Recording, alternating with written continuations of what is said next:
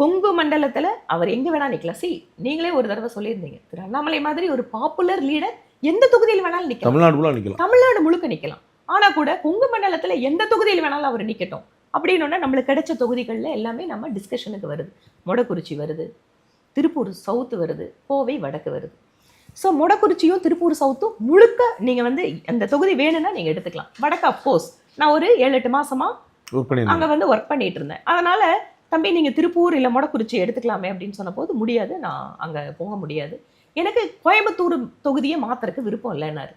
So நான் நிறைய பேர்த்துக்கிட்ட இதை சொல்லலை. ஆனால் எலெக்ஷன் அப்போ ஒரு இன்டர்வியூவில் சொல்லியிருந்தேன், இந்த கேண்டிடேட் முடிவாகிற கூட்டம் நடக்குது, திரு பியூஷ் கோயல் அவர்கள் இருக்காரு, தம்பி கூட பாண்டிச்சேரியிலேருந்து அதுக்கு தான் வராரு. ஸோ அந்த கூட்டம் முடிவாகும் போது ஒவ்வொரு தொகுதிகளுக்கு வரும்போது திருப்பூரும் மொடக்குறிச்சியும் அவர் முன்னாடியே பியூஷ் கோயல்ஜி கேட்டிருக்காரு, அவர் வேண்டான்னு சொல்லிட்டாரு, மற்ற கேண்டிடேட் யாருன்னு முடிவு பண்ணுறாங்க.